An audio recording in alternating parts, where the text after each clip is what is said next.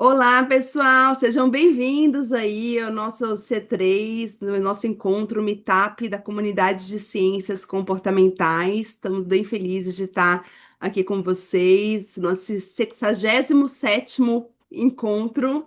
Espero ter acertado aí, são alguns anos aí dessa liderança, por exemplo, do Guilherme, que começou no presencial e que a gente passou para o virtual, e realmente vários tópicos importantes já passaram por aqui.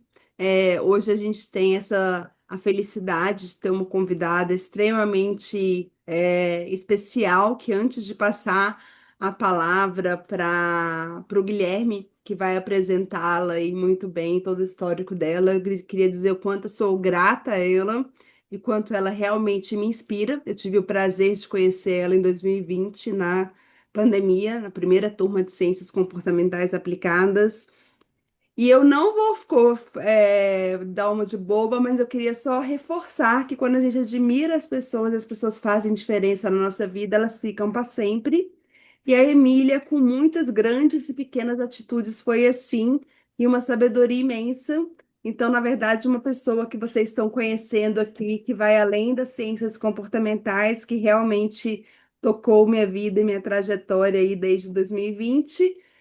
Vocês vão ouvir ela falar um pouco e eu queria aproveitar esse momento público aí para deixar esse agradecimento para você, Emília. Guilherme, Ai, a palavra é obrigada. com você. Não Não, esperava legal. isso. E para botar dados e informação sobre esse momento de emoção, a Emília ela é uma executiva, ela tem quase 30 anos de experiência em empresas nacionais, empresas multinacionais, ela é administradora de formação, como quase todos nós, ou vários de nós, começou em algum lugar diferente, e veio para esse mundo do comportamento das pessoas. E no caso dela, da ciência da felicidade, em que ela se tornou especialista, ela também é mestra em gestão de pessoas e formanda em psicanálise.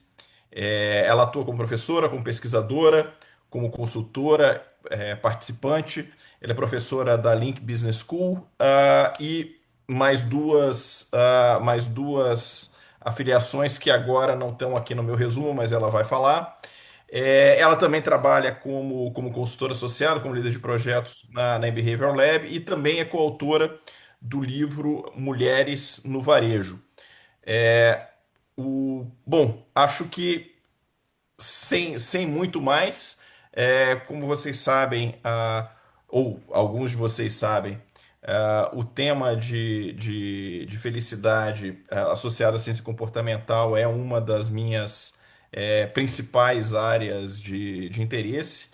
Então é sempre muito bom saber que tem alguém fazendo isso, vivendo isso e vivendo disso também no Brasil. Acho extremamente promissor, em especial dentro do ambiente de trabalho, dentro do ambiente de, do workplace, que conecta de certa forma com algumas coisas que a gente viu no nosso último encontro com o James Elfer da More Than Now. É, Emília, acho que a Flávia está com a mão levantada e depois a Emília Eu fala. queria só falar, obrigada, Guilherme.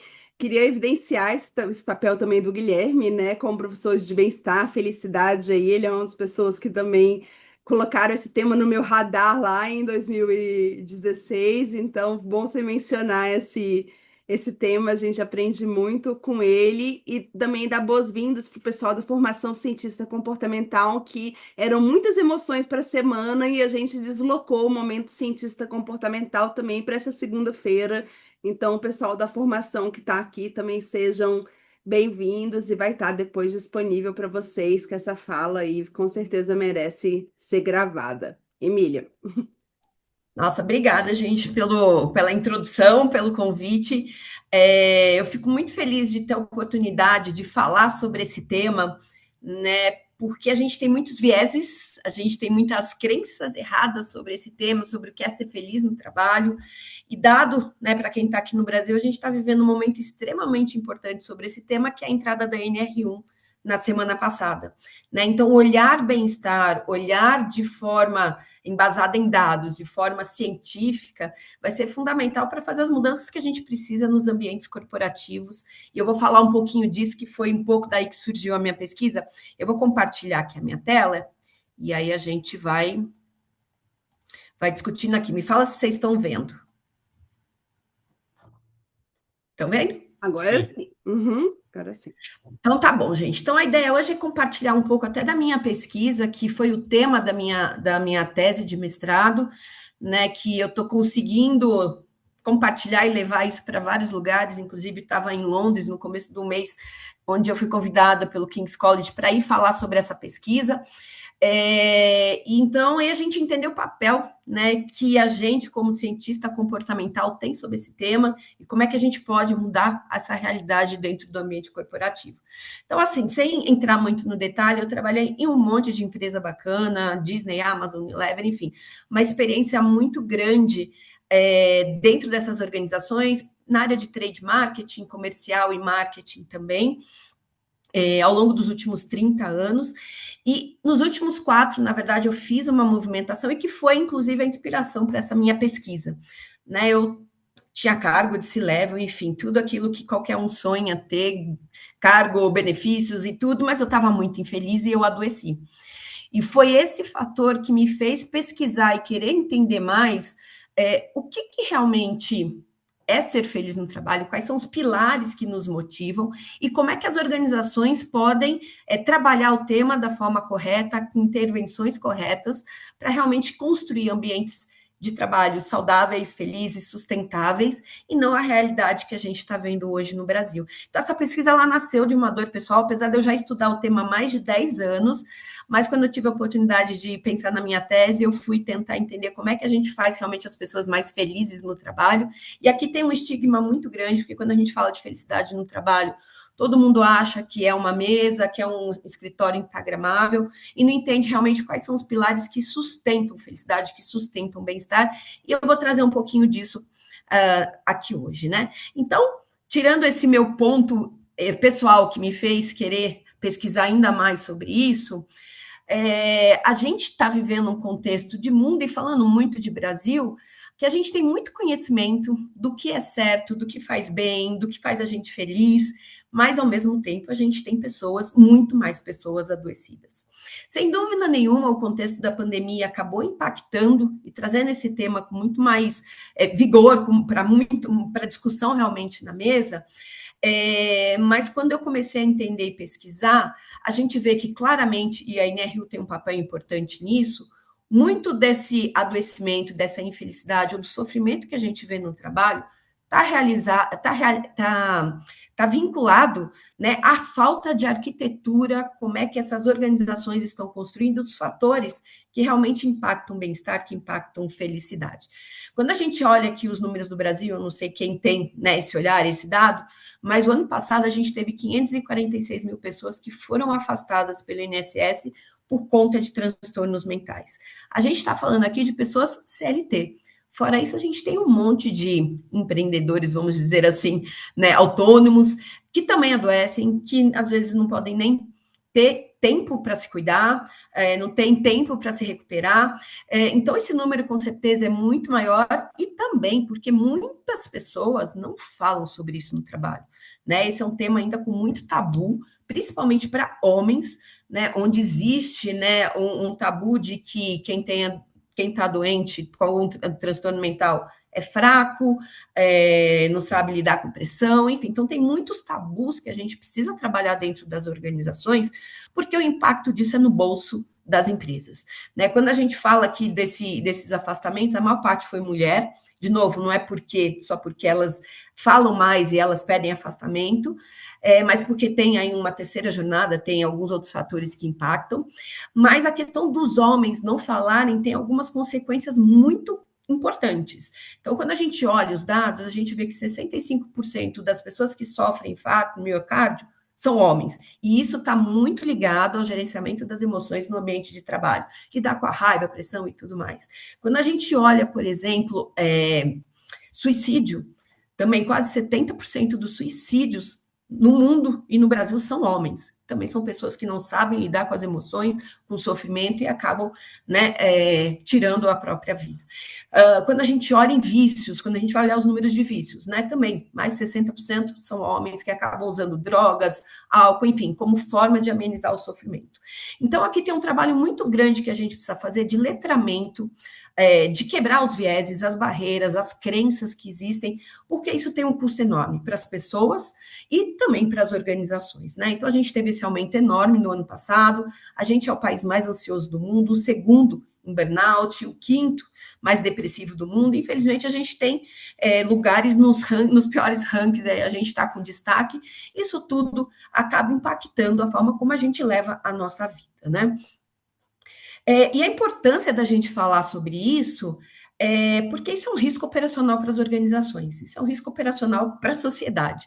Né? Quando a gente fala de adoecimento aqui com olhar para as empresas, a gente está falando do custo financeiro de afastamento, de INSS, de aumento de custo do plano de saúde por conta do aumento de sinistros, né? A gente está falando de absenteísmo, pessoas que faltam por conta de diversos fatores e que impacta na produtividade, a quantidade de processos trabalhistas. O ano passado foram quase 51 bilhões de reais que foram pagos para colaboradores que entraram com processos contra empresas. Fora que isso também impacta em produtividade. Uma pessoa que está em sofrimento, que não está bem no trabalho, não tem como ser produtivo, ela desengaja, ela, né, o presenteísmo que a gente fala, está lá no trabalho, mas ela não está entregando o melhor, não tem como estar super comprometida, aumenta erros, cai a autoestima, diminui satisfação, enfim. Então, o impacto desse tema, ele tem diversos impactos dentro de uma organização, tanto financeiro quanto não financeiro, e que todos acabam impactando o negócio, né? Então, quando a gente vai olhar a ciência, quando a gente fala de felicidade, e eu só vou passar aqui para vocês entenderem um pouquinho, a gente tem muitos precursores, muitos psicólogos e pessoas que começaram a falar disso lá na década de 40, 50, né? Abraham Maslow foi um psicólogo que trouxe esse olhar, né? Quando ele trouxe a construção lá da hierarquia das necessidades, foi um que olhou que teve o objetivo, como é que a gente faz as pessoas serem felizes, como é que a gente promove uma vida melhor. E aí ele criou toda a hierarquia de necessidades, né? Que acaba impactando em pertencimento, em estima, em autorrealização. Então, foi o primeiro que trouxe esse tema para o olhar das pessoas. Depois a gente teve, né, uma pessoa que é o Mihaly Csikszentmihalyi, que trouxe a teoria do flow, né, que construiu essa teoria, e que fala, né, que o flow é quando a gente consegue estar exercendo uma atividade onde a gente não consegue, não ouve os ruídos externos, os ruídos dos nossos pensamentos, a gente está tão inserido naquela atividade que a gente consegue entregar o nosso melhor, promover os nossos talentos. Então, isso é um estado que traz essa felicidade, essa sensação de realização. Depois a gente teve o grande psicólogo que transformou totalmente esse olhar, que foi o Mark Seligman, que no final da década de 90 assumiu a Associação Americana de Psicologia, e ele trouxe um olhar, construção da psicologia positiva, que foi o seguinte: por que a gente sempre olha para o que está ruim, porque não está funcionando, e não olha para quem está indo bem e faz todo mundo querer chegar lá? O olhar era sempre para melhorar um pouco, para ficar na média. E ele revolucionou esse olhar, foi o pai da psicologia positiva, né? Que é o olhar, como é que a gente faz as pessoas florescerem e não tentar melhorar para que elas não adoeçam.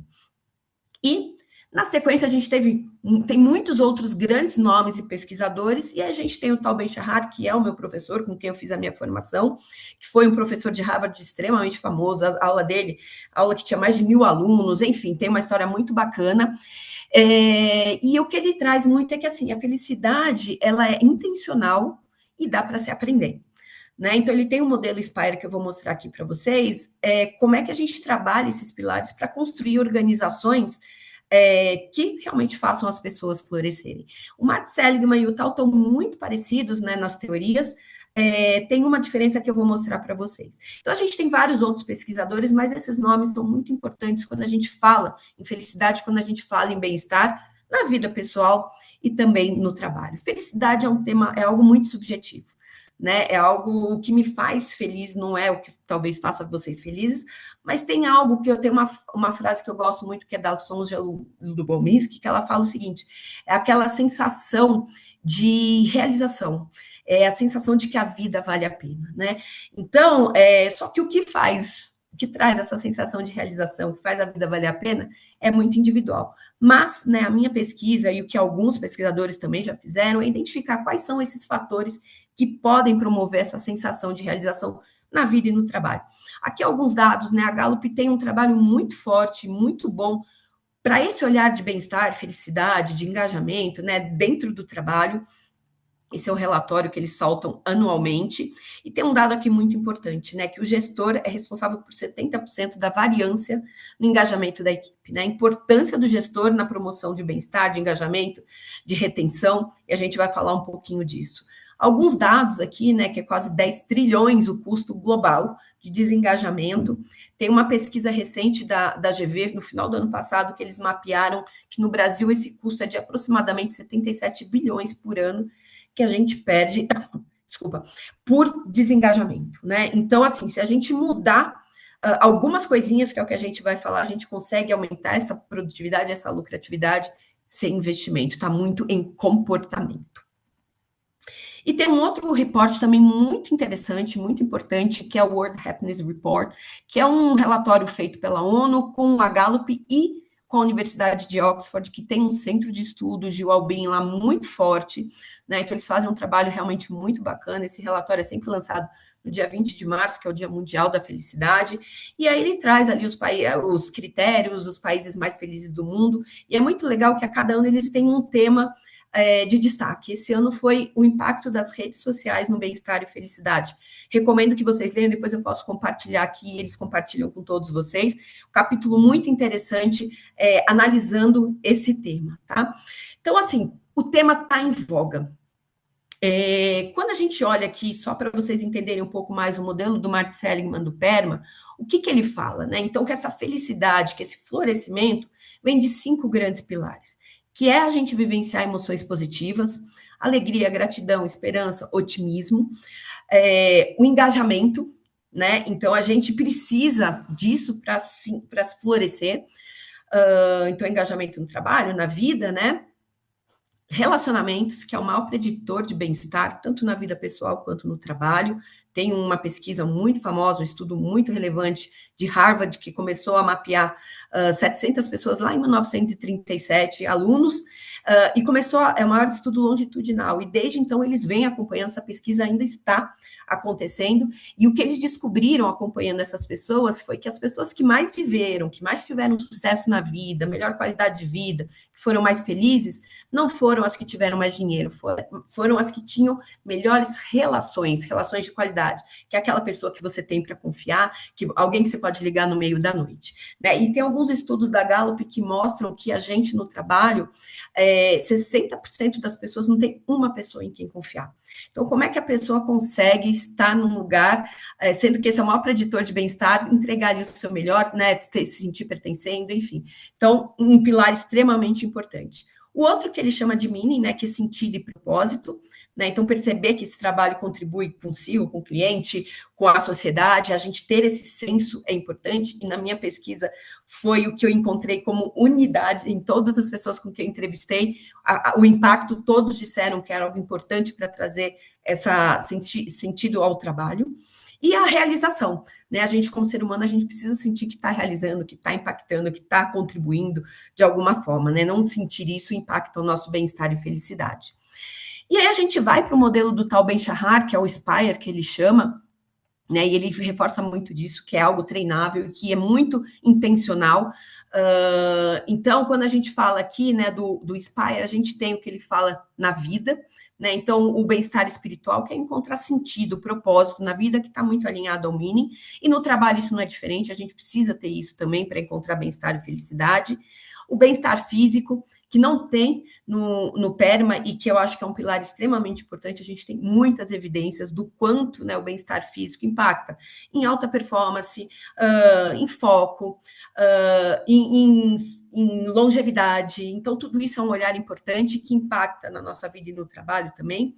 o bem-estar intelectual, que a gente se engajar em aprender coisas novas, a gente experienciar coisas novas, a gente ser curioso, isso também impacta o nosso bem-estar, isso vale para o trabalho também.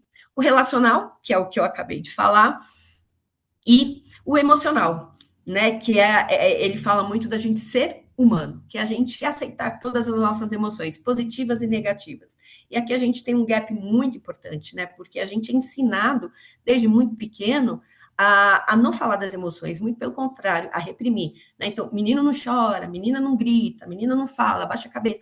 Isso tudo vai moldando a gente, isso tem um impacto enorme no nosso bem-estar emocional e que impacta no nosso bem-estar físico.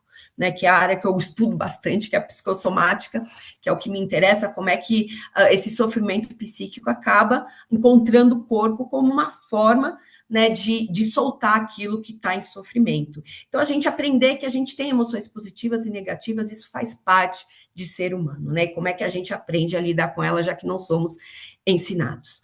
E aqui tem uma pesquisa muito interessante da Harvard também, que traz que quando a gente fala de felicidade no trabalho, pessoas que vivenciam, né, isso são 31% mais produtivas, 85% mais eficientes, 300% mais inovadoras. E a gente tem um dado aqui que é um outro pesquisador, que é o Jean-Emmanuel lá de Oxford, que criou, o livro não está aqui, mas foi a primeira pessoa que conseguiu provar com dados a correlação entre bem-estar e resultado de negócio, em lucratividade e em produtividade.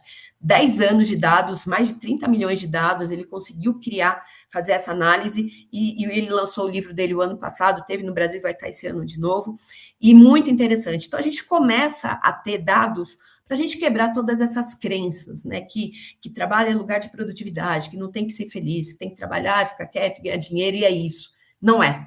A gente vai ver, né? O que a gente tem visto é que bem-estar ele é pilar estratégico para alta performance, para lucratividade. Se a gente não trabalhar isso, a gente não vai conseguir ter um negócio sustentável.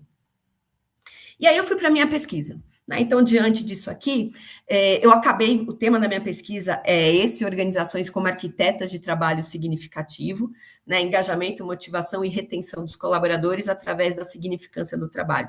E por quê? Eu comecei a pesquisar, né, puxa, eu vou falar de propósito, vou falar de sentido, enfim. E aí eu fui entender que, na verdade, tem muita coisa envolvida. Não é propósito só que faz a gente feliz no trabalho. Também. E aí, quando eu comecei a pesquisar e entender o que já existia nessa área, que é muito falado lá fora, que é meaningful work, e que aqui no Brasil ainda não é um tema forte, eu comecei a entender que isso abrange muitas coisas e que a gente entender todos esses pilares é o que vai nos trazer essa experiência de significado no trabalho, que é muito subjetiva e que é muito individual, né? Então, não tem, puxa, faça isso que você vai ser feliz. Não. Mas é importante a gente entender quais são esses pilares que promovem esse bem-estar, que promovem essa felicidade, para que a gente consiga trabalhar da forma correta dentro das organizações, seja com entendimento, seja com as intervenções que são necessárias para ajustar, né, um ambiente que não esteja saudável, né? Então, assim, é um tema que ainda é muito tabu, mas a gente precisa, né, com dados fica cada vez mais fácil da gente quebrar todos os vieses, todas as crenças, fazer letramento. A gente tem muitas escalas de medição validadas que nos permitem, sim, mensurar dados subjetivos, né? E a NR1 é uma dessas que hoje vem usando isso, e vai nos ajudar a acabar com o modelo que a gente tem, acabar não acho, mas diminuir o modelo que a gente tem dessa de produtividade tóxica, né, que é sem descanso, a gente operar no limite que leva à exaustão, que vai levar ao adoecimento. Então, a gente hoje tem a ciência ao nosso lado, ainda temos muitas barreiras dentro das empresas, tá? Não é algo que está todo mundo aberto, agora vamos falar sobre isso, não, mas eu acho que cada vez mais com dados, com exemplos, com casos reais, a gente consegue mudar essa realidade. Então, a pergunta que eu fiz nessa pesquisa foi o seguinte: quais os mecanismos, e aqui entenda-se as intervenções, que podem ser usados pelas organizações de forma a potencializar o trabalho significativo dos seus colaboradores? Então, eu fui tentar entender esses pilares. E por que eu não falei de bem-estar? Porque, no final, tudo isso, quando bem executado, leva à felicidade, leva ao bem-estar no trabalho, né? Então, o desafio foi tentar entender isso. E aí o que eu fui identificando, primeiro, não existe nenhuma grande pesquisa que fale de vários pilares. Existem várias pesquisas, mas todas, uma fala de autonomia, uma fala de relacionamento, outra fala de reconhecimento, e acabou que na minha pesquisa eu consegui identificar 9 pilares, né? E que estão todos muito embasados com o que a ciência já sabia. E o grande ponto é, e quando eu fui fazer a pesquisa, as pessoas não conseguiam entender, mas o que é trabalho? O que você quer dizer com trabalho significativo, né?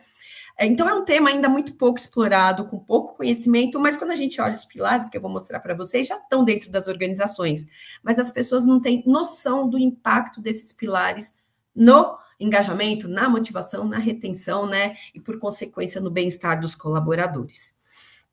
Então, o que a literatura científica já sabia, já existia, e que eu usei muito na minha pesquisa?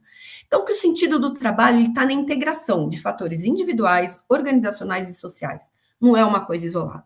Então, a gente é influenciado totalmente pelo meio que a gente está inserido, assim como a gente influencia esse meio, né? Então, é uma coexistência desses fatores. Então, não são coisas isoladas. Autonomia é um dos pilares mais estudados e com evidências científicas do impacto na nossa motivação, engajamento e no nosso bem-estar.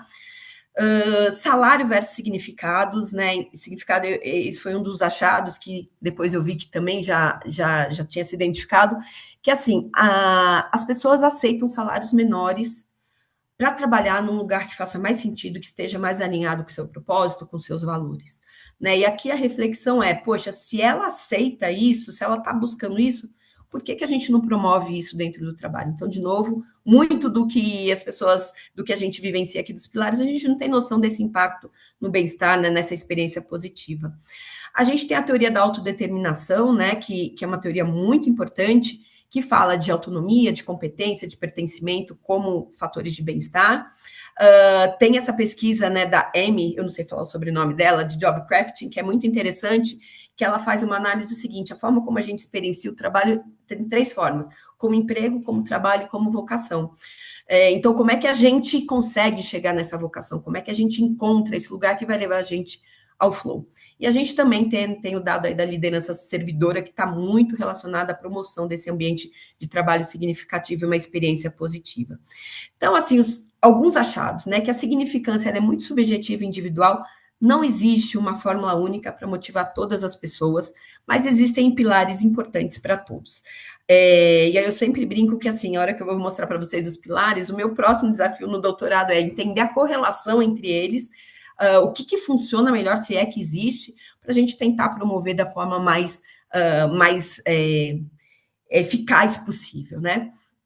E aí, como eu falei, né, que quando o indivíduo consegue estabilidade financeira, a autorrealização, os valores pessoais, o significado e o impacto passam a ser muito mais importantes na escolha do trabalho do que o salário, né? Então, acho que aqui eu falei do impacto, que é o mais citado, e aí a gente, então, entender. Então, na minha pesquisa, emergiram esses 9 pilares, como pilares extremamente importantes para essa experiência positiva. Então, o autoconhecimento, autonomia, reconhecimento, a cultura organizacional, desenvolvimento pessoal, liderança, relacionamento, propósito e impacto. Eu vou mostrar um pouquinho para vocês de cada um deles, né? Mas é importante a gente entender que depois disso, da pesquisa, eu continuei pesquisando, né? E hoje eu já estou em 17 pilares, e eu vou mostrar para vocês isso aqui também. Então, quando a gente fala de autoconhecimento, é a gente entender quais são os nossos valores, o que a gente tem de sonho, quais são os nossos talentos. Porque quando eu consigo entender isso, eu consigo escolher um trabalho que esteja alinhado com o que eu quero e que vai me trazer experiências positivas, né? Então, toda a pesquisa eu fui identificando aqui o que estava em cada um deles e quais esses mecanismos que a gente pode usar para promovê-los. Então, por exemplo, o autoconhecimento não é responsabilidade da empresa, né? É uma coisa que é muito mais individual. Mas eu diria que 80% da população nunca vai ter tempo ou um olhar para esse tema. Então, se a gente conseguir dentro das organizações, através de assessment, né, através de reflexões estruturadas sobre temas, a gente pode ajudar essas pessoas a trabalharem esse tema, né? Então, esse é um tema importante. Autonomia, né, que eu já falei aqui, e autonomia aqui não é a gente sair dando liberdade para todo mundo fazer o que quiser, mas é ter liberdade de escolha, de poder tomar uma decisão, de escolher um caminho, né? É muito mais nesse sentido. A cultura organizacional, e aqui a gente está falando de segurança psicológica, a gente está falando de transparência, de ética, de pertencimento, né, como um fator extremamente importante para a gente se sentir pertencendo, né, e conseguir experienciar de forma positiva o trabalho. O desenvolvimento pessoal também, né, esse recurso contínuo, a gente como ser humano, a gente quer isso, sentir que está evoluindo, que a gente está melhorando, né? Então, organizações que não promovem isso acabam impactando, né, na motivação, no engajamento e, por consequência, no bem-estar. Como fazer isso? Mentorias, né? Além do escopo profissional, isso foi muito falado, que não é só falar do trabalho, mas de vida. Né? Porque a gente não consegue mais separar a vida pessoal e trabalho, né? Então, como é que é esse indivíduo? Como é que tudo ali faz com que ele floresça, que ele tenha os sonhos dele, que ele trabalhe no desenvolvimento dele? Né? Feedback contínuos, projetos que estejam alinhados ali, que possam dar esses desafios, caminhos de mobilidade interna. Quando a gente fala de impacto, né? Então, é realmente essa percepção de que o meu trabalho impacta a sociedade, os pares, o cliente.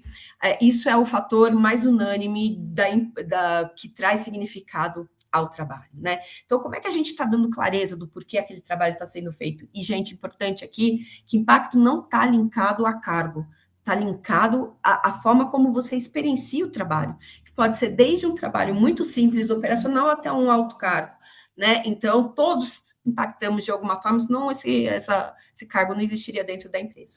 Liderança, que eu acho que é um dos pilares mais importantes e grande responsável por todo esse adoecimento dentro das organizações, e tem um papel importante aqui de promover conexão da equipe, né, das pessoas da comunidade que está inserido, né? Então, como é que essa liderança trabalha a conexão? Como é que trabalha reconhecimento? Como é que dá suporte para essas pessoas? Como é que entende da vida pessoal? Entende que aquele ser humano que está ali é um ser importante e que tem sonhos e tudo mais. Aí a gente identifiquei propósito também, né? Então, senti que meu trabalho contribui com algo maior, né? Que tem um sentido ali. O reconhecimento, e aqui vai muito além do reconhecimento financeiro, não é bônus, mas principalmente esse reconhecimento orgânico, que as coisas estão acontecendo, quando acontecem, você dá esse reconhecimento, dá um parabéns, você fez um trabalho legal. Eu e a Flávia fizemos um trabalho num cliente que teve um momento em que a gente trabalhou esse pilar e tinham cartõezinhos de obrigado, parabéns, para as pessoas reconhecerem. Então, são coisas simples, mas que tem um gap enorme, né? E relacionamento, como eu falei, é o maior preditor de bem-estar. Uma pessoa com um amigo no trabalho é 7 vezes mais produtiva, né? Então, como é que a gente promove isso? Como é que a gente trabalha isso? Como é que a gente estimula isso dentro das organizações? E aí eu acabei expandindo, né, isso como eu falei, eu acabei incluindo mais 9 pilares, mais 8 pilares depois, que foi, e aí eu criei 5 categorias que eu comecei a agrupar, porque fica muito mais fácil de eu falar sobre o tema e as pessoas entenderem, né?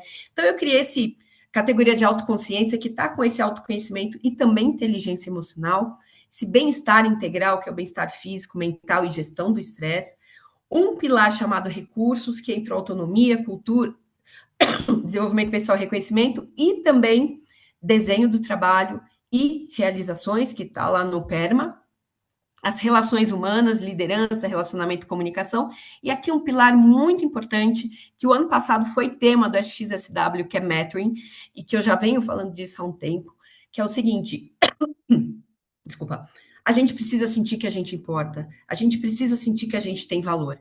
Esse é um dos pilares mais importantes quando a gente pensa, né, nesse bem-estar no trabalho, essa motivação, e que a gente pouco olha.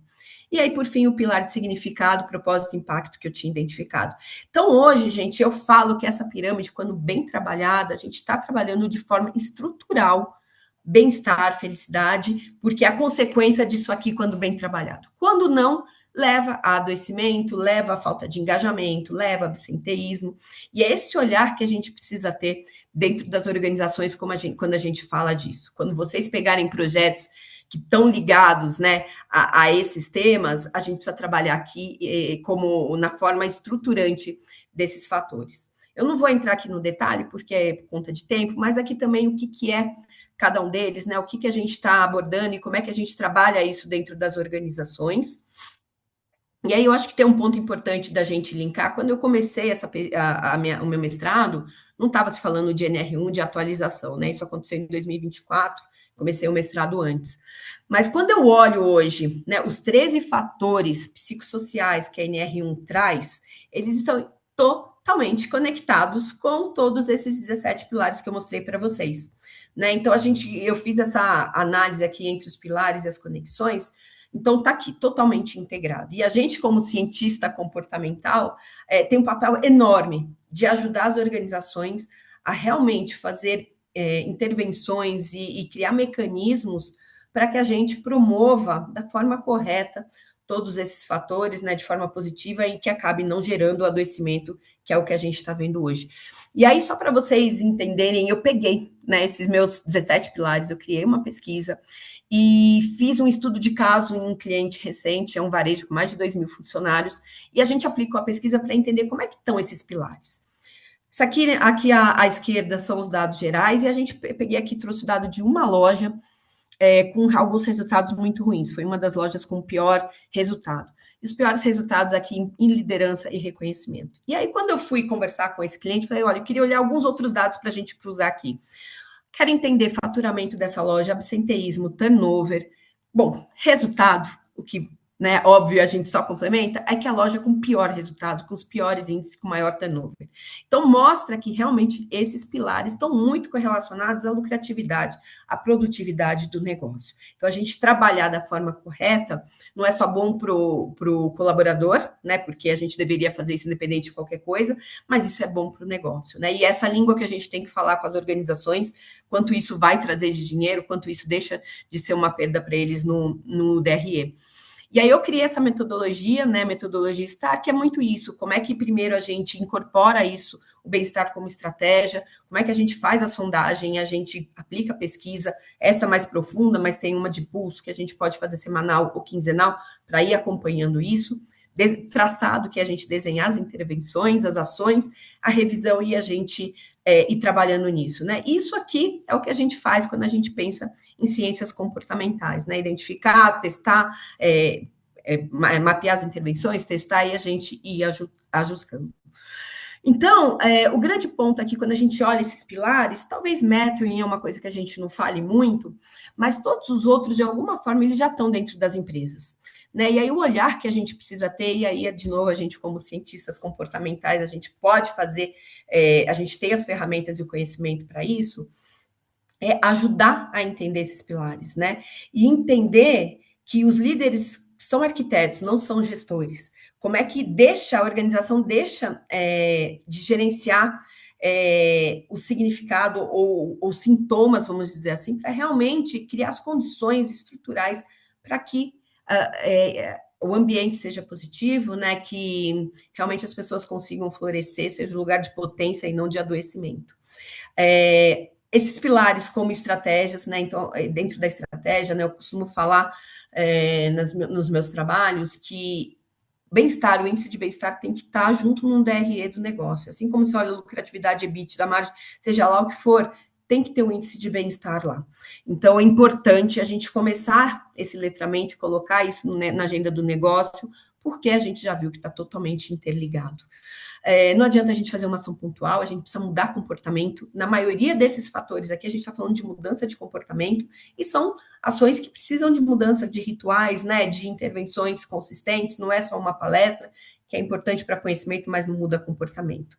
E a gente potencializar aí as empresas, né? Então, aqui o grande ponto, e eu confesso que o título da minha pesquisa foi inspirado no artigo da Francesca e do John, né?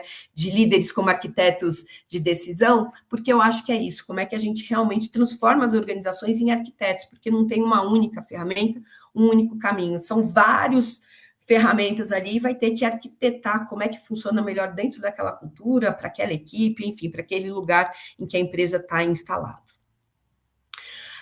Então, acho que para a gente, como cientista, né, comportamental, que tem esse papel de transformar organizações das mais diferentes formas, primeiro a gente nomear esses pilares, a gente conseguir dar nome a essas dores, a esses problemas, que muitas vezes eles não sabem, não têm isso claro.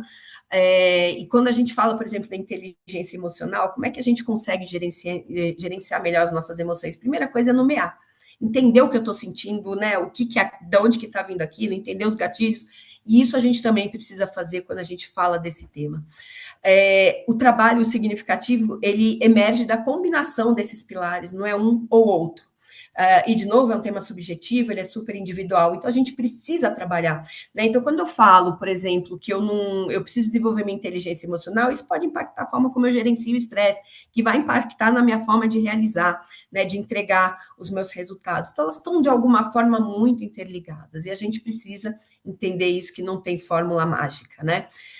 Como é que a gente capacita líderes? Eu acho que aqui é um dos grandes pontos para a gente mudar a realidade que a gente tem dentro das organizações, para que eles sejam provedores de significância, de experiência positiva, não só gestor de tarefa. Que esse é um dos maiores alavancadores de todos os pilares, né? Então, assim, o objetivo não é a ausência de doença, porque isso é impossível, mas a criação de ambientes que realmente sejam positivos, onde as pessoas realmente floresçam e não adoeçam. E isso requer letramento, requer entendimento dos vieses, das barreiras, a construção de ambientes mais saudáveis. Bom, falei correndo aqui porque eu tinha meia hora, já cheguei em quase 50 minutos, então vou abrir aqui para a gente conversar um pouquinho. Emília, eu vou começar. Em primeiro lugar, parabéns. Muito, assim, muito interessante, muito rica a sua pesquisa. Eu até tenho interesse de ver um pouco mais a metodologia que você criou, porque a ciência já existe, né? A ciência da felicidade, e você estruturar e realmente criar esse esquema de como implementar é muito interessante. Eu vou aproveitar uma pergunta do chat e vir com uma curiosidade minha também, a questão intergeracional.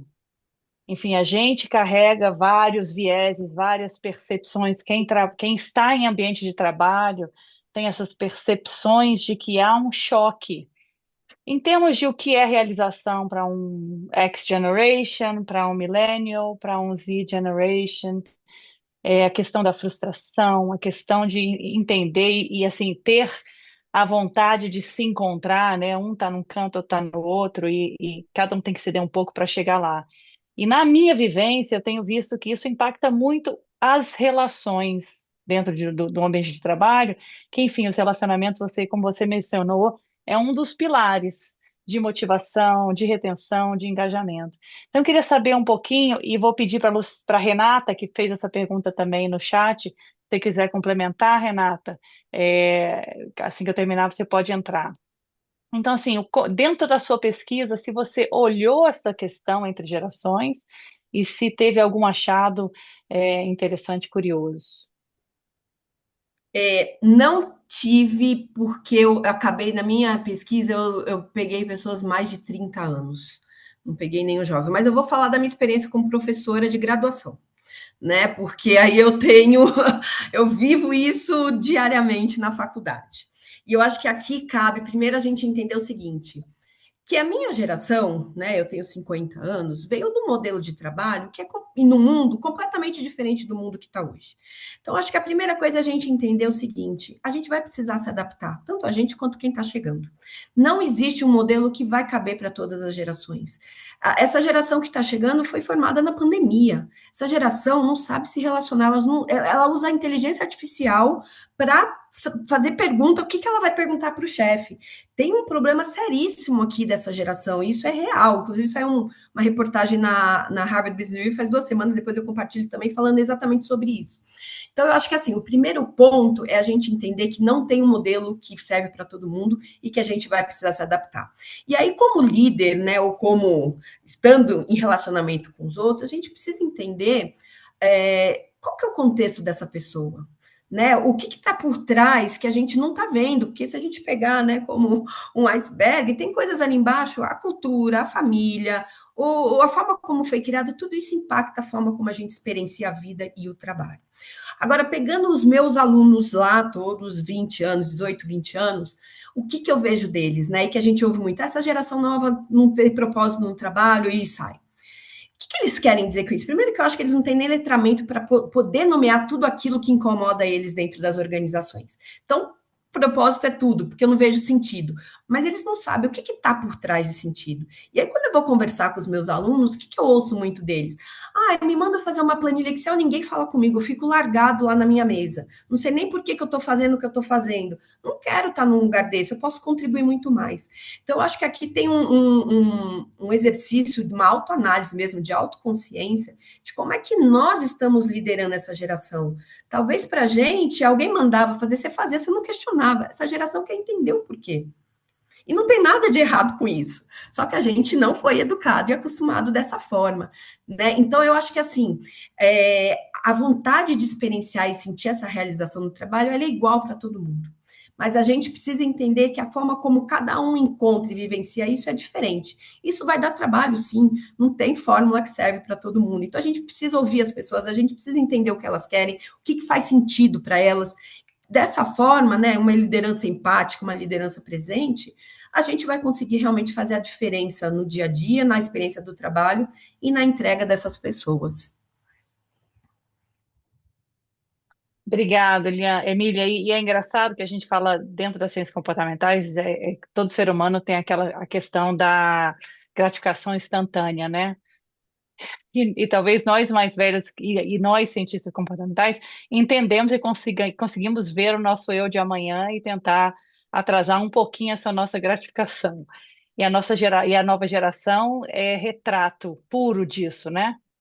Obrigada. Imagina, e aí Renata, acho não que é sei o se você ponto de quer. Ah, desculpe. não, só complementar que, assim, é uma geração que está no TikTok, tudo é rápido, né? Os meus alunos, eu quero virar diretor daqui 2 anos. Gente, você não tem nem experiência para isso. Então, assim, é uma geração que tem uma outra expectativa com o trabalho, com a relação com o trabalho. Mas tem um negócio que a gente fala, né, na ciência da felicidade, eu não sei se vocês conhecem, que é a adaptação hedônica, que é o seguinte, né, que a gente vive coisas positivas, mas a gente sempre volta para a nossa média. Seja positivas ou negativas, né? E a gente não tá querendo mais isso. A gente quer tudo bom o tempo todo lá em cima, não consigo esperar. Não tem como, gente. A vida não é assim. Então tem um exercício aí muito duro para essa nova geração de entender, né, a dinâmica, o tempo das coisas acontecerem, e que a gente vai viver tudo isso. Outro dia um aluno virou para mim, ligou e falou assim: professor, eu preciso conversar com você. Terminei um relacionamento, eu estou sofrendo muito. Como é que eu faço para não sofrer? Falei, cara, você tem que sofrer. Então, assim, essa coisa da gente colocar debaixo do tapete, da gente, né, querer jogar ali porque eu não quero sofrer, porque é mais fácil, porque eu tenho um monte de formas de ser feliz e esquecer aquela dor. Não, e eu acho que essa geração está vindo muito nessa pegada de querer amenizar o sofrimento, porque sofrer não é legal. E eu vejo isso muito dos meus alunos, e tem erros como pais também, né? Que a gente não quer que os nossos filhos sofram, a gente coloca todo mundo numa bolha, protege todo possível, a hora que vai para a vida sofre. E não está preparado para esse sofrimento. Isso vale para dentro do trabalho, a hora que um chefe dá uma bronca, fala que não tá bom, né? Que precisa melhorar. Imagina como eu não sou bom, minha mãe sempre falou que eu fui o máximo, que eu sou o melhor filho do mundo, enfim. Então, acho que tem uma questão aí emocional que a gente vai ter que ter mais habilidade para lidar com essa nova geração, né? Legal. Pessoal, não sei como é Renata, que levanta a mão aqui. Como é que levanta a mão no Zoom, cara? Não sei. Eu estou Já fazendo aqui Assim, levantou, assim. pode ser você assim, pode, deu pronto. certo, Mulan, Eu deu estou assim. certo. Eu estou assim. É, mas, de fato, tem alguém aí no. Tem uma fila? Tem alguma coisa assim? Eu não Tem, sei ver. não, pode ir, Não, Mulan, você pode tem preferência Vamos aí. lá. Mas, Emília, só para você conhecer um pouquinho o Mulan foi o fundador da Nudge Rio, que a gente fala nas nossas aulas, que a gente fala, né? Uhum. A gente já tem trabalhado junto, né, Mulan, há algum tempo. Então, o Sim. Mulan aí é uma pessoa que a gente fala um pouquinho aí. Aí, vamos ouvir dele. Então, Emília, que trabalho bacana, hein? Que coisa Obrigada. bacana que você está fazendo, essa estruturação que você está fazendo. Você sabe o que me lembrou, a ideia que me deu? será que não daria? Você tem toda a razão, tem tudo a ver com cultura, geração, valores e tudo. Claro, tem tudo a ver. Outro dia um cara estava me contando que eu estava falando da importância do sorrir. E aí, já que você faz psicossomática, sorrir tá comprovado. A neurobiologia já comprovou que você sorri mesmo, especialmente quando você não tem motivo. Tá bem. Os 18 músculos que você tem que fazer aqui te geram, te enganam o cérebro, né? Mas eu estava falando sobre isso e o cara falou: pois é, eu estava num trabalho de consultoria que tinha grupos de trabalho, e aí tinha um grupo de latinos, o pessoal estava sorrindo, estava brincando, e o grupo dos anglo-saxões dizendo, com a impressão de que a gente não estava levando a sério o trabalho, né?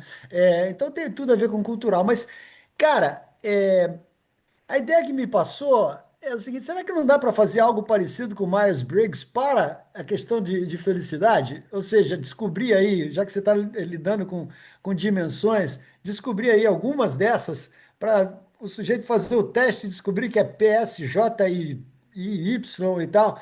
Seria bem legal isso, né? Porque isso atravessa culturas. Não tem a ver com geração, não tem a ver com. Tem a ver com algo mais básico, né? Então, essa Com é uma certeza. coisa que passou pela minha cabeça. Com certeza vai ficar para minha tese de doutorado, tá? Que é um Tá dos bom. caminhos aí para isso. Mas aqui que acontece? A gente já tem é, vários questionários validados que mede significado no trabalho, que o Mike Steger, que é o grande percussor aí, que fez um trabalho legal. Você tem algumas ferramentas já validadas de mensuração, mas você não tem nenhuma que tem tudo isso, que tem esse olhar, né? Eu acho que esse é o desafio. Mas você tem outras individuais, mas sem dúvida nenhuma é uma oportunidade para a gente olhar isso. Legal. Eu tenho muitas outras coisas aqui, mas não vou falar não, gente, senão eu Ah, acabo vou falar pulando. depois, pode me chamar. Falo Vai depois. chamar. Não, Mulan, ela falou em fazer uma escala, temos projetos em É. Behavior Lab, tudo. Aí, imagina, perdemos Emília aí pro Não. números psicométricos. Nada, quem sabe, e troca o Modelo. Myers-Briggs pelo Veloso Ávila, hein? Que legal. Ah, muito bom. Só você, Guilherme. Então, ó, já tá as mãozinhas levantadas. É ali embaixo, Mulano, No reagir. React. No React, Ah, eu mas eu não reagir. tinha. E aí você tem o Olha aí. levantar as Não mãos tem. ali. Eu não. Bom, tudo bem, deixa que eu resolvo. Só me intrometi. Guilherme. Não, não, eu levantei só para mostrar para o Mulan que era possível. Não, não, tô brincando. Ah, O, o... Bom, não, só botar um parêntese na resposta da questão dos modelos. Assim, você tem hoje alguns modelos psicométricos de personalidade validados, tipo o Big Five, que correlacionam com escalas e indicadores de felicidade, mas falta, fato, um modelo ou uma dimensão que integre as duas coisas como você propõe, mas acho que esse é um bom desafio. Mas eu vou fazer a pergunta aqui. Tem uma do Marcelo que tá no chat que a gente volta depois, acho que ele já está com a mão levantada. Mas eu vou só fazer o papel de advogado do diabo aqui. É, e talvez até também para aprender contigo, talvez como contra-argumentar. Acho que uma das discussões hoje que a gente tem e debate, se debate muito em ciência comportamental, é a questão do indivíduo versus os sistemas, e aí por sistemas a gente pode estar falando de organizações, sociedades, e contextos mais amplos, né? O debate do I-frame, que é o individual, versus o S-frame, que é o systemic. É, e aí uma crítica que é feita, ou uma autocrítica que hoje se faz na ciência comportamental é muito de, bom, a gente sempre pensa o nudge, ou a intervenção, ou mesmo a arquitetura de decisão para mudar o indivíduo, enfim, o meu comportamento, para, enfim, conservar mais, ter um comportamento mais sustentável ou um comportamento mais saudável, etc. Enquanto eu estou inserido num contexto, numa sociedade, num mundo que me leva a comer comida ultraprocessada, enfim, a andar de carro, ou não ter um consumo energético sustentável. Fazendo um paralelo disso e transportando isso para o ambiente de felicidade, um pouco da. Eu tô sendo realmente um advogado do diabo. Quando a gente fala que a gente tem que colocar ou formar líderes e gestores é, para que tenham a capacidade de gerir,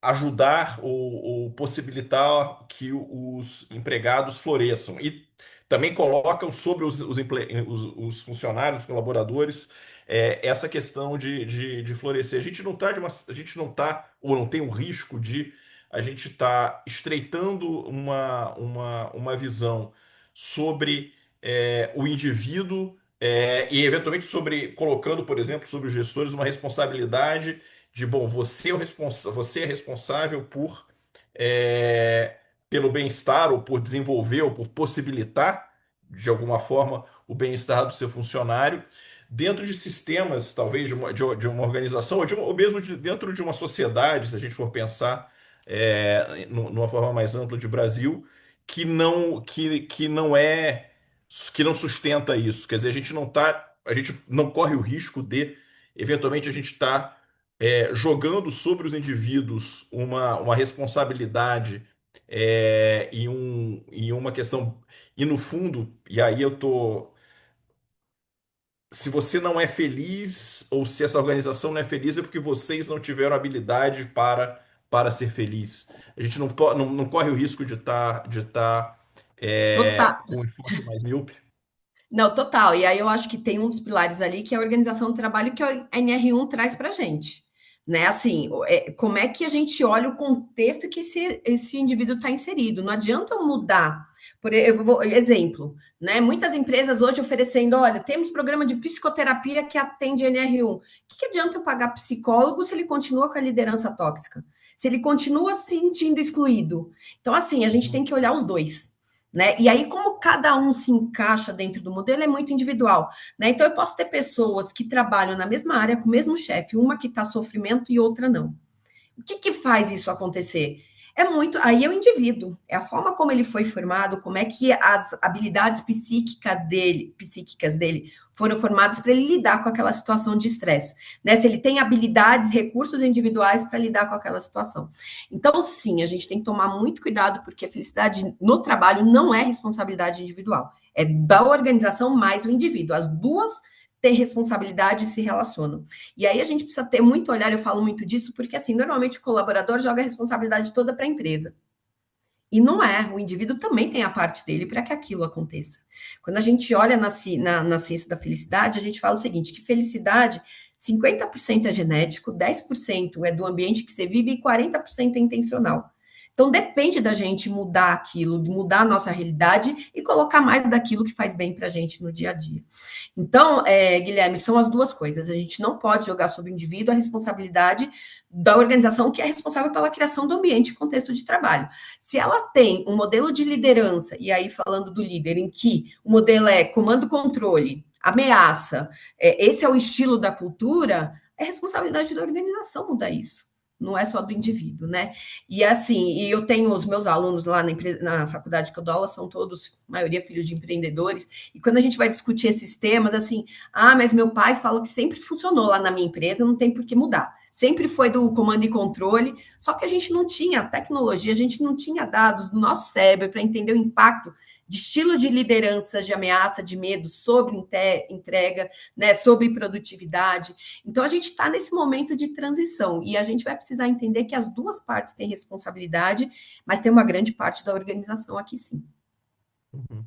Não, você estava falando, eu me lembrei de uma coisa que eu falava com a minha filha na época que a gente morava em São Paulo. Ela, por escolha dela, estudava numa dessas escolas que eram altamente competitivas ou de alta, ou de, enfim, era uma escola muito Uhum, boa, mas de alta performance e tal, uhum, talvez alguma talvez formadora de alunos para Link ou para outras escolas.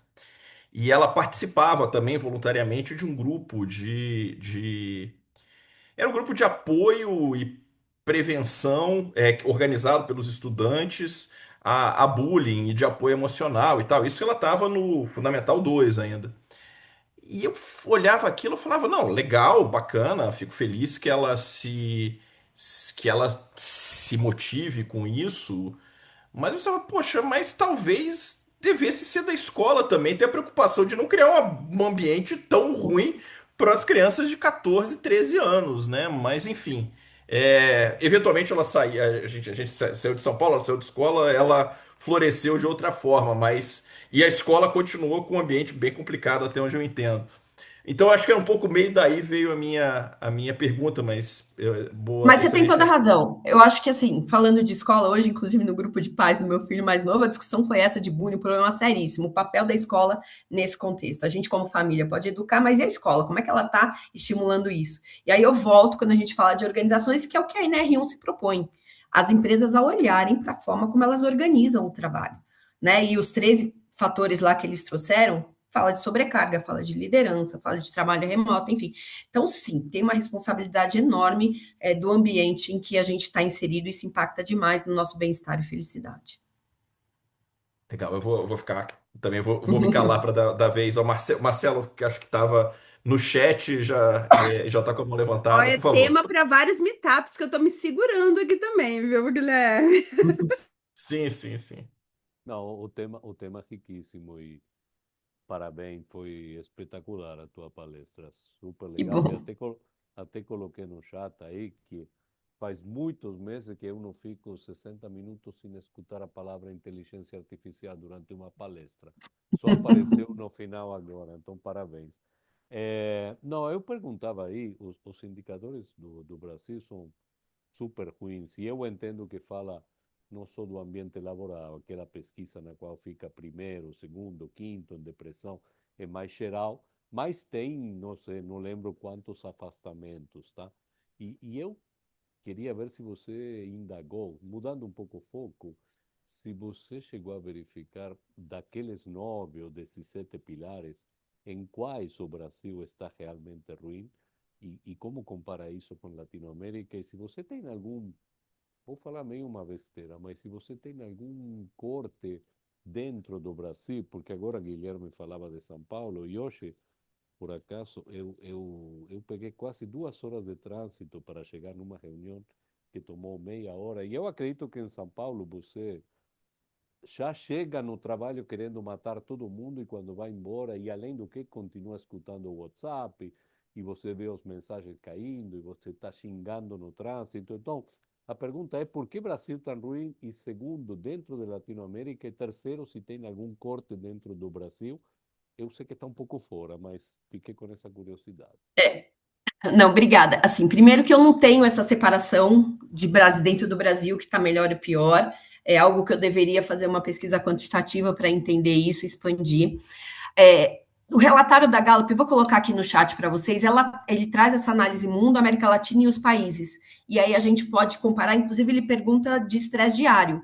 Se você tem passado por estresse diário, isso tudo impacta no bem-estar. Então, é um relatório que vale a pena entender. E quando a gente olha Brasil, a gente vê muito da questão de insegurança, de andar na rua, de medo de andar na rua. Isso é algo que impacta demais o nosso estresse. Então, tem ali alguns fatores. Eu não vou saber de cabeça aqui, mas ali tem a comparação entre os países, aí você consegue olhar e talvez tirar a sua dúvida. Obrigado, parabéns, viu? Imagina.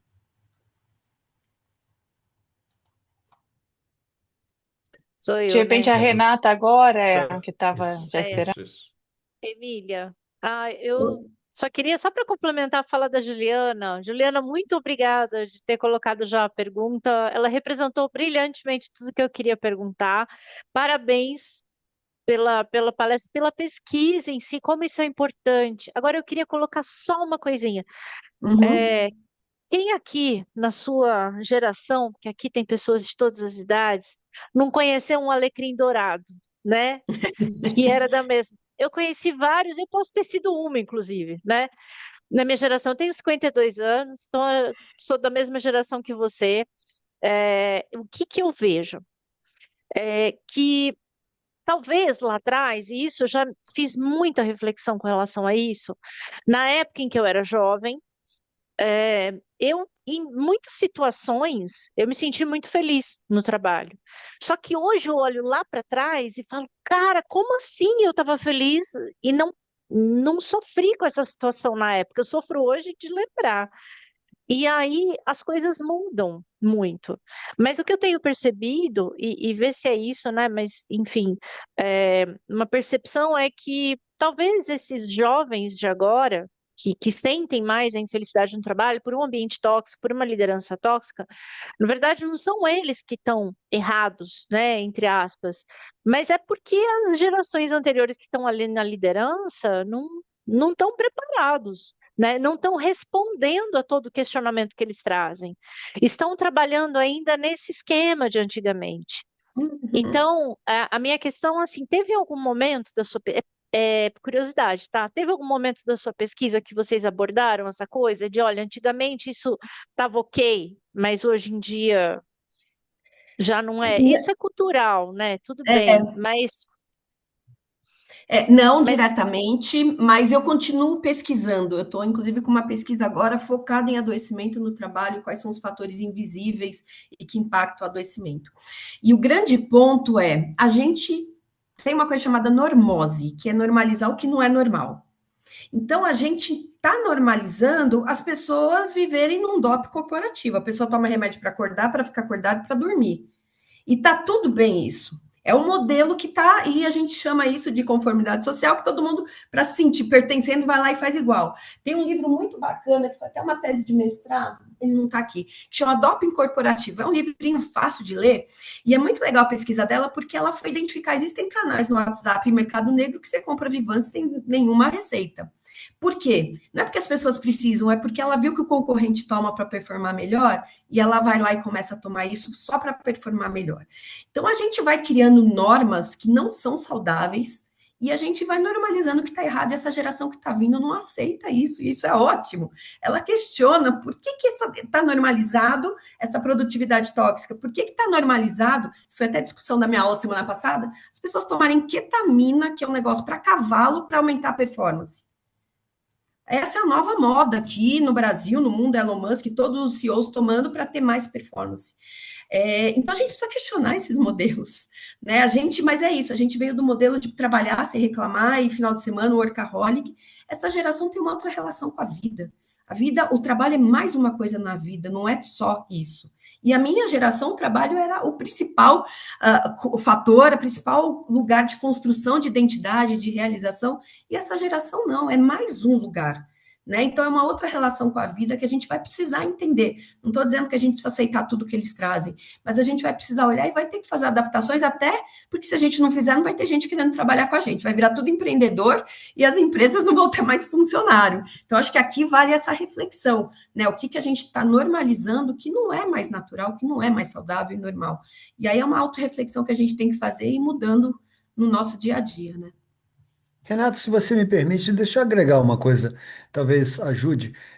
Eu sou de uma geração anterior à sua, mas talvez um problema que a gente tem, quando você falou, porque naquela época eu era feliz no entanto, é uma coisa que hoje não faria uma pessoa feliz, né? Eu acho que uma coisa que mudou, eu sinto que mudou, tem a ver com bullying também, com mimimi, com essas coisas todas que o pessoal fica reclamando, é que hoje a impressão que dá é que existe um sofrimento duplo. Existe o sofrimento e o sofrimento por estar sofrendo. É quase uma derivada do sofrimento. Então, naquela época, era meio que assim, era aceitar, talvez normalizado, tá, Emília? Uhum. Ó, todo mundo vai passar por perrengue, cara. Não, assim, Faz parte. eu não digo que a pessoa tem que sofrer, ela tem que buscar a maneira de evitar sofrer, nem que seja ficar sorrindo com um lápis, mordendo um lápis na boca. Mas antes era assim, não tinha tanta essa preocupação do segundo sofrimento, da derivada do A sofrimento, né? Que culpa é do sofrer sofrimento, por né? estar sofrendo. nossa, É isso. excelente. E a culpa por sofrer, a culpa por descansar, a culpa por um monte de coisa que a gente precisa como ser humano, né? Então, de novo, o sofrer faz parte de ser humano, né? A forma como a gente lida com o sofrimento aí é uma escolha individual, ou é os recursos que você tem. Mas a gente não. O que a gente aprende na escola? A gente aprende a pensar. Vamos ser inteligentes, aprendo química, física, biologia. A gente não aprende a sentir. E a gente precisa, e a gente está perdendo cada vez mais. Se você olhar, desculpa aqui, Marcelo, vou falar de inteligência artificial aqui rapidinho. Se a gente olhar as últimas pesquisas, a gente está perdendo empatia, porque a gente só está ali na tecnologia. Então, a gente está perdendo a habilidade de ser humano, de sentir. A gente já não é ensinado e a gente está perdendo isso. Olha o caos para qual a gente está caminhando como humanidade, né? Mas olha, a gente está mudando a percepção da realidade de maneira muito grande. Então, a vida real não é sempre instagramável. No Não, muito entanto, pelo a gente pega. contrário. Exato. Então, assim, é isso que quando o cara vê aqui, tá todo mundo o tempo todo feliz no Facebook, no Instagram, né? Então, caramba, eu não estou. Então, vou sofrer porque não estou no feliz de todo mundo tá, e no entanto, ninguém tá. A nossa felicidade, ela é feita das coisas ordinárias da vida, não são feitas de grandes momentos. É a gente poder almoçar com o filho, é poder buscar o filho na escola, é poder dar uma caminhada, Aí e a gente você acha que só... complicou, Emília. Aí você Por quê? complicou porque a primeira pergunta que eu ia fazer, que eu evitei de fazer, era assim: como definir felicidade? Porque a gente tem que concordar nesse termo, né? Porque senão a gente vai. E aí você tem razão, não, a felicidade é uma sequência de bons momentos, de momentos de bem-estar, Uhum. né? E aí, não, a felicidade é você conquistar, não, a felicidade é a jornada, não, enfim, aí vai. É bem interessante essa discussão Não, do é discussão para... cérebro. Não, mas assim, mas é importante a gente pensar sobre isso. Na diretiva que eu dou de ciência da felicidade, na primeira aula eu falo assim, escrevam 30 coisas que faz você feliz. As pessoas não conseguem fazer essa lista. Na verdade, eu tento chegar em 100. Ninguém consegue. Se chegar em 30 é muito. Por quê? Porque a gente não valoriza aquilo que realmente traz felicidade e sentido para a vida. Porque a gente está sempre nessa coisa, eu preciso fazer o próximo, eu preciso performar, eu preciso ser melhor que o outro está feliz, eu preciso ter aquilo, e a gente não valoriza o que realmente traz sentido e felicidade e realização. Quer ver uma coisa que para mim é muito difícil? E dizem que felicidade é a gratidão. Você ter gratidão te leva à felicidade. Aí, não, todo dia de manhã você tem que lembrar de 3 coisas que você tem que ser grato. Caramba, passa uma semana, tá difícil, cara. Porque é difícil mesmo. Para mim tem sido, pelo menos. E esse é um dos É, estudos com mais experimentos, quando a gente fala de ciência da felicidade, é o impacto da gratidão no nosso bem-estar. Mas quando ele é feito corretamente, né, genuinamente, e às vezes você não vai ter e tá tudo bem, mas quando a gente consegue realmente colocar esse hábito, as pesquisas mostram, experimentos mostram que realmente eleva muito o bem-estar e a sensação de felicidade. se Quem você me aqui teve a Gabriela. ideia de posso. desligar a ligação e já fazer uma listinha de 30 e tentar fazer Eu já ia aqui, ó. falar, Emília, que a gente pode visitar lá o Mulan, lá em Montevidéu, sabe? Tomar um vinho, alguma coisa, criar Falando momentos em de felicidade, né? A gente felicidade. já pode já apelar para o vinho, né? Fechou! Mas desculpem, a Gabi tá com a mão levantada há mais tempo, já pelando vinho, mas um momento, né? Só um momento, tudo. Acho que a gente pode fazer uma visita, como é que chama? De trabalho, né? De field Visita de work. campo. Pesquisa. Field work, é. Vem me pesquisar. Ah, não, tem uma coisa muito interessante para pesquisar sobre o Uruguai. Desculpa, gente, eu estou falando demais, mas tem uma coisa muito interessante. Se você plotar, pode ser informação, mas se você plotar o nível de suicídio por 100 mil habitantes dos países da América Latina, eles vão num crescendo normal, orgânico e tal. Chega no Uruguai tem um degrau enorme, o percentual de suicídio no Uruguai, enorme. E tem um monte de. Não vou entrar aqui nas possíveis hipóteses. Mas é fato. É Vai fato. lá, Gabi. Tá no mudo, Pode Gabi. falar, Gabi, tá no mudo. Vou trazer aqui um outro lado do AI que eu acho que não sei muito da literatura sobre isso, mas que eu acho interessante. Que a gente está num momento que está desenvolvendo muito rápido e a gente ainda está aprendendo a como implementar da forma certa. Então, eu conheço sim muita gente que está sendo forçada a usar AI, que não gosta, e gente que está perdendo um pouco o contato mesmo. Mas eu também vejo em outras situações, pelo menos em como eu tenho tentado integrar a AI no meu dia a dia, no meu trabalho, é usando AI para automatizar ou acelerar a parte que é mais mecânica Então eu acelero a parte que é mais trabalho, e aí eu tenho mais tempo e mais disponibilidade, mais esforço para colocar na parte que é mais vocação, na parte que eu acho que realmente faz a diferença. Então, ao invés de ficar uma hora montando uma tabela no Excel, eu peço para o AI montar e depois eu passo o tempo pensando sobre o que está na tabela. Não só no Então, trabalho, mas no dia a dia. mas isso é Então, você, Gabi. Assim, a maior parte eu falo por quem está na graduação. Eles estão usando a IA como cérebro, eles estão deixando de pensar. Se pegar esse relatório da World Happiness Report, eu vou colocar aqui também, tem uma análise exatamente sobre isso. Quando é uma ferramenta que te ajuda na produtividade, beleza, ela é positiva. Quando ela passa a ser o seu pensar, aí ela impacta negativamente. E o que acontece? Essa geração nova não está nem aí. Não consegue ter essa análise crítica que os mais velhos conseguem ter, né, da importância de ser uma ferramenta de aumento de produtividade, não de pensar. Então, acho que aí é um problema e eu sofro com isso diariamente na faculdade. Assim, os alunos não conseguem nem mais escrever. Fazer prova escrita é pedir para ir para a forca. Saem gritando da prova, professora, 1 hora escrevendo, minha mão está doendo. Estão perdendo a habilidade de pensar, de escrever, que são tão importantes, porque o escrever à mão ajuda a gente a ter mais reflexão, a ter mais foco, né? É uma habilidade que a gente não pode perder, essa geração está perdendo. Então você está super certa, o que ele não pode é virar seu cérebro. não, o que eu queria perguntar mais é se. Ok, eu tô fazendo, eu sei que não é o mais comum por aí, mas se já existem alguns estudos ou alguns direcionamentos para no meio corporativo você implementar AI do jeito certo, de um jeito que aumente, diminui o mecânico e aumente o humano. Tem vários estudos. 2 semanas atrás eu estava no São Paulo Innovation Week aqui em São Paulo, que foi um evento bem bacana, e o tema era inovação, inteligência artificial. E qual que foi o grande ponto? Né? Tava o Daniel Goleman aqui, o Marcelo, o físico lá brasileiro, tal, Marcelo Glazer, Glazer. estava aqui também, e foi excelente as palestras deles, e de todos os pessoal de TI, qual que foi o grande ponto? O que vai fazer a diferença nesse momento é o ser humano. Né? Então, existe sim muitos estudos, muitas pesquisas, a gente ainda está no comecinho, né, de entender tudo isso, impacto, caminhos corretos, tal, mas assim, o que ficou muito claro é que assim, o que vai ser o diferencial hoje é ser humano, que é o que a IA não consegue fazer ainda, que é pensar e sentir, né, que nós humanos conseguimos. Legal. Obrigada.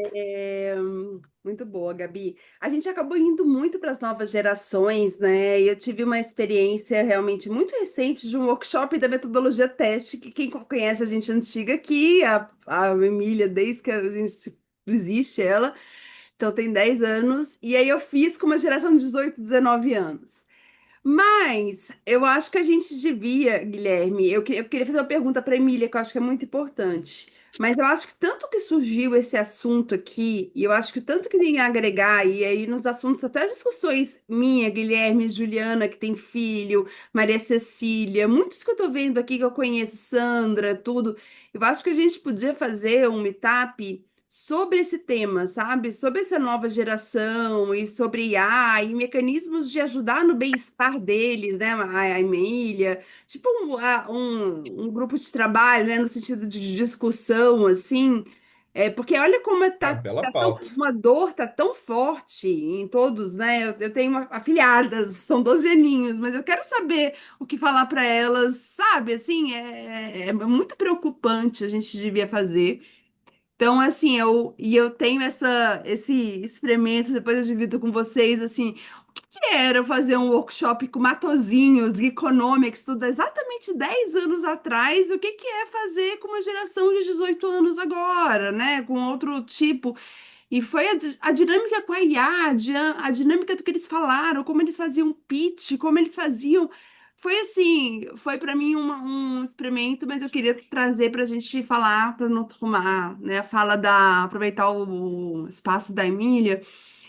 Eu vim com uma pergunta para você, que a gente conversa, mas não conversa. Mas você que estava ali naquela geração, teve a pandemia 2020, aquele momento difícil ali e tudo. Teve um momento de carreira que você teve ali de gestora, né, de C-level, de diretora, em relação à ciência da felicidade. Tem a NR1. a conversa agora com a NR1, com seus pares, com o seu network, as pessoas estão recebendo bem a NR1, assim, você acha a gente faz projetos na área, né? Mas assim, se você for pensar de forma de pesquisadora, assim, o que que as pessoas hoje pensam felicidade, bem-estar no trabalho? Se é realmente alguma coisa que é mais um mimimi que era antes, ou se eles estão levando mais a sério, ou se eles ainda não caíram na real, que isso é uma real fonte de produtividade, de o que você tem visto na prática, no seu meio, né, de network mesmo nessa faixa de diretoria, esse level, assim, o que que eles acham? Eu acho assim, o que eu estou vendo, empresas grandes, de alguma forma, já estão estruturadas sobre o tema, já olham de alguma forma para as pessoas, podem não estar 100% alinhado com o que a NR1 traz, mas tem um olhar mais genuíno no bem-estar e em programas estruturantes de bem-estar e não só trabalhando no sintoma. Agora, as pequenas e médias, ninguém está nem aí. Né? Assim, não estão realmente preocupados, vão deixar a lei chegar. Semana passada, retrasada, que teve a APAS aqui, que é a maior feira de varejo, né, da América Latina, dizem que é a maior do mundo, que acontece em São Paulo. Eu estava lá, eu tive um auditório, 3 dias do congresso, no auditório de RH, discutindo também sobre isso, liderei o auditório e palestrei. E todo mundo do varejo, estava lá, todos os supermercados do Brasil inteiro. O que a gente faz agora logo para a gente não ser multado? Não estão pensando de forma genuína, entendendo que isso, trabalhado da forma correta, vai trazer produtividade, vai trazer lucratividade. Ainda não tem essa consciência. Então, acho que ainda temos um trabalho longo de conscientização, e eu volto a falar, e que eu falo sempre em todas as palestras, a gente precisa trazer dados para impactar essas pessoas. Eles precisam entender pesquisas, o que já está sendo feito. É só assim que a gente vai conseguir mudar essa mentalidade. Não é falando com achismo, porque eu acho que é certo. Poxa, esse livro do Jean Manuel, não tá aqui. Why Workplace Wellbeing Matters. E ele fala o seguinte: eu não devia ter que escrever um livro falando por que bem-estar é importante. Mas eu tenho, porque as pessoas não entendem, as pessoas ainda têm muitos vieses, muitas barreiras. Então, a gente ainda está nesse processo, eu acho que a gente vai ficar alguns anos, tá? Não acho que vai ser ano que vem, que a norma entrou agora. Acho que ainda vai uns 3, 4 anos, no mínimo, para começar a fazer parte de forma genuína do dia a dia das empresas. Eu vejo um pouco quando a gente aqui no Brasil teve que colocar o cinto de segurança, virou lei, né? Todo mundo xingando, reclamando, meu Deus, que absurdo, não entendia que era para salvar a vida. Hoje todo mundo tem consciência, entra no carro e coloca, não é porque é obrigado, porque está ali para salvar a vida. E eu acho que é isso que vai acontecer com o tempo, e as pessoas vão começar a ter essa consciência, a hora que começarem a ver os resultados, mudança, né, de índice de absenteísmo, de turnover, de processos trabalhistas, mas vai levar tempo. Uhum.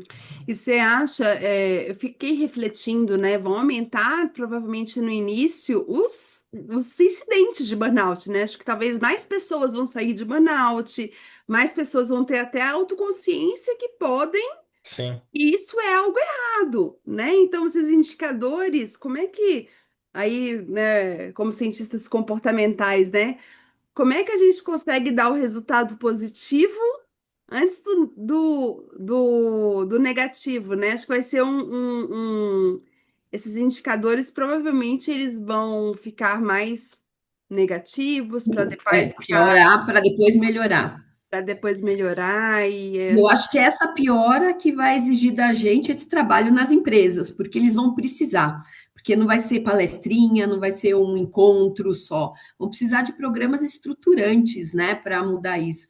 E aí até falar um pouco até da pergunta do Guilherme, essa pesquisa que eu estou fazendo de adoecimento, já entrevistei bastante gente, e uma das coisas que mais me chamou a atenção nessas pessoas que sofreram e algumas ainda estão em sofrimentos, a falta de suporte da organização.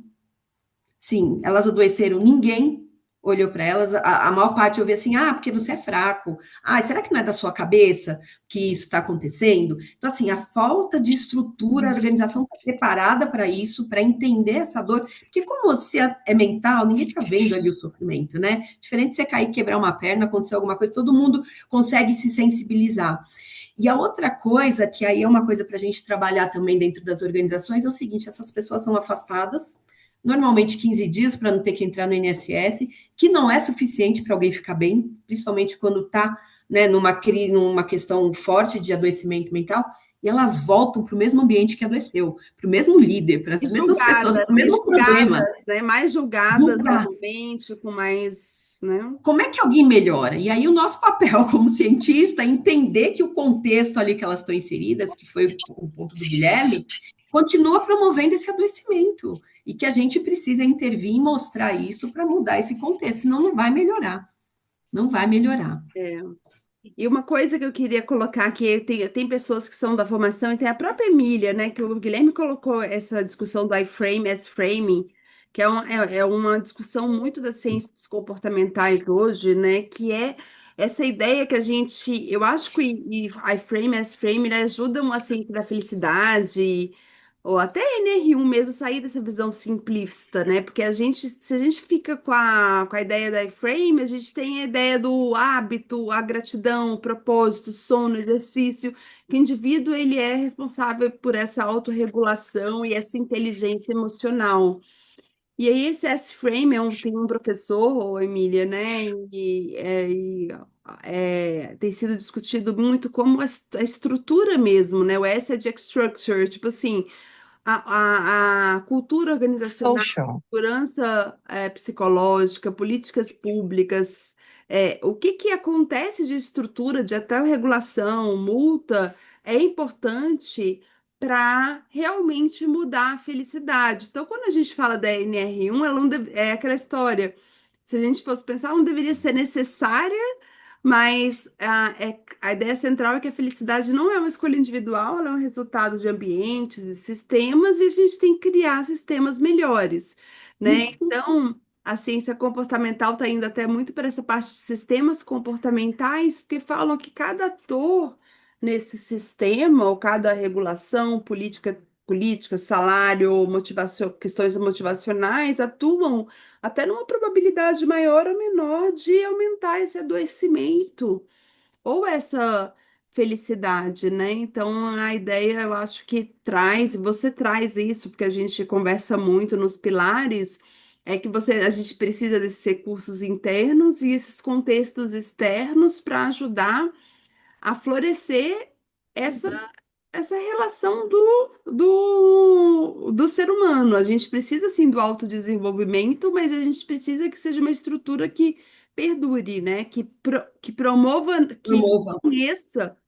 que reconheça isso como importante, porque senão é uma certa perda de tempo ou não foco, né? Então, eu acho que Exatamente. como cientistas comportamentais todos aqui, eu acho que a ciência comportamental, né, Guilherme, pode me complementar, Ju, todos, assim, tá indo muito também nesse sentido de que a gente, sim, tem a questão de mudança de comportamento individual, mas a gente precisa de estruturas e organizações que ajudam isso a ser mais reconhecido e promova essa mudança de comportamento, né? A gente precisa mudar essa mentalidade, né? E aí é muito letramento, é falar sobre o tema. Então, por isso que eu acho que ainda vai mais uns 3, 4 anos para a gente conseguir essa mudança, né? Como o reconhecimento é um dos pilares, eu vou reconhecer que o Mulan Ah, conseguiu e aprendeu a levantar a mão e vou dar ao Mulan o privilégio da última pergunta, porque a gente estourou totalmente o tempo. Mas, Mulan, por favor. Ah, sim.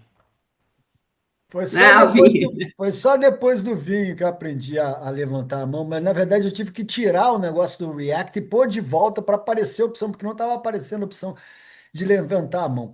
Mas são dois tópicos, não vou falar só de um só. É, então, você falou, Emília, que você fez um estudo que demonstra um estudo, né? Uma empresa, um estudo dentro, fazendo comparação entre filiais, e que demonstrou uma correlação entre bem-estar, vamos simplificar a coisa, entre uhum, bem-estar e produtividade da empresa, né? Do uhum. resultado daquela filial, né? Como todos nós aqui sabemos, aula 101 de ciência comportamental aplicada, correlação não é causalidade. Então, é, né, aquela coisa do Tostini ser mais fresco porque vende mais, se vende mais porque é mais fresco. Então, será que é porque teve melhor resultado que gerou o bem-estar ou porque teve bem-estar que gerou o resultado? Assim, é muito difícil fazer isso, assim, falta. Eu lembro que o Dan Ariely estava fazendo um negócio desse, mas no nível de bolsa de valores, um negócio assim bem auspicioso, né? Bem ambicioso e tudo mais. Será que não tem mais estudos no mundo que consiga fazer assim demonstrar causalidade e que Então, tenha, sei lá, esse diga. trabalho do Jean Emmanuel faz exatamente isso. Ele mostra essa causalidade do resultado com bem-estar. Eu mando aqui depois o nome do livro aí para eles compartilharem, porque eu acho que vale muito a leitura. É muito bem estruturada a pesquisa, os dados e tudo isso. Mas só voltando nesse cliente, né? Eu falei de correlação, mas assim, ali fica claro, e a gente analisou outras coisas, o impacto da liderança, a causa principal do resultado naquela filial. Né? Tanto que eles mandaram a gerente embora da loja, tal, e tudo isso, porque tinha várias evidências que era o causador de todo o impacto do resultado ruim e várias outras coisas ali, né? Mas, enfim, existe, então, volta aqui no G. Emanuel, mas é um trabalho que a gente vai precisar começar a fazer, porque, assim, estamos olhando para isso agora, falando com base em ciência, estruturado com dados, agora, né? Tem bastante coisa para a gente fazer ainda. O... Gente, bom, Mulan, tem os outros papers também, alguns com autoria com Deneve, outros não, do Christian Krekel, que é do Centro de Estudo Econômico da LSI, que é da escola ali, da linha do Richard Layard, que mostra alguns quase experimentos e experimentos naturais que dão uma seta de causalidade também a esses fatores. Mas a gente acho que eu estou adivinhando a mão da Flávia, que a gente precisa começar a fechar, mas vamos precisar da nossa foto. Precisamos tirar uma foto desse Exatamente. momento histórico, mas eu queria validar um comentário. Os comentários tiveram vários aqui. E eu acho que, como cientistas comportamentais, temos que validar um comentário da Gabi. Acho que pode ser interessante, talvez, na segunda metade desse meetup, chamar também gente da geração sendo discutida, para validar um pouco os insights e estratégias. E eu queria validar que eu aprendo muito com a Gabi, aprendo muito com essa geração. Então fica um desafio aí para gente, quando a gente fizer o meetup, se a gente consegue achar pessoas da geração para discutir Convido meus a alunos. gente se realmente, né, a gente não foge do desafio, Gabi. A Gabi saiu daqui, mas eu só queria validar esse ponto dela, porque a Gabi também é da Behavioral Lab, eu tenho aprendido muito com ela e essas questões geracionais, né? E que a gente cria algumas hipóteses que às vezes não são corroboradas aí, quando a gente entende um pouco algumas outras gerações e tudo mais. Mas vamos tirar uma foto bem bonita, mas pegar esse desafio para um meetup. Eu acho que seria legal a gente ter Não, tá fechado. pessoas, né, e do nosso meio para a gente ter também validar algumas dessas hipóteses que a gente tirou. Então, deixa eu abaixar a mão aqui para não sair agora. O Mulan não preciso ficar mostrando. O Mulan já ficou mestre agora em todos os meetups. Vamos tirar uma foto bem bonita. Um, dois, três e vamos. Se alguém mais puder abrir a câmera, pessoal, eu esqueci de avisar antes, da verdade. Quem quiser abrir a câmera aí, se mais alguém der tempo. Vamos lá, um, dois, três e. Maravilhoso. Eu vou passar para você a palavra, Guilherme, mas queria agradecer mais uma vez, né, a Emília. Acho que vocês entenderam um pouquinho do início aí inesperado que eu teve. Eu adorei, Emília, saber mais da pesquisa e eu que convivo com você. Fiquei morrendo de vontade de ler a pesquisa toda. Já tive, né, aquele acesso à tese, mas assim, obrigada pela palestra, por aceitar nosso convite de estar aqui no C3, por estar aqui realmente nesse momento, porque você explicando, foi um momento riquíssimo de reflexão. Então, assim, agradecer que é muito bom saber que tem pessoas como você pesquisando esse tema, que acho que muita gente já sofreu na pele, né? Então, Um dos Gente, super melhores obrigada meetups, pelo hein? convite. hã? Um dos melhores meetups. Ah, olha, Olha Emília, são aí. 67, hein? Você foi aqui. Não foram poucos, temos uma história. Muito bom, Mulan, muito bom. Parabéns, Emília, Guilherme. Obrigada. Muito Gente, bom. acho que é só agradecer a todos, a Emília em especial pela gentileza, pelo tempo com a gente. De novo, a gente super estourou o tempo. Quando eu vi já estava no limite superior do tempo que eu tinha combinado com a Emília e poderia ter mais outra hora e meia e a gente não ia esgotar o tempo. Já temos aí mais uma pauta definida para o futuro próximo. E, de novo, agradecer a todos. Mês que vem, entre fim de julho e começo de agosto, a depender das férias, das agendas, a gente consegue a gente monta um outro meetup. Mas muito obrigado a todos e boa semana.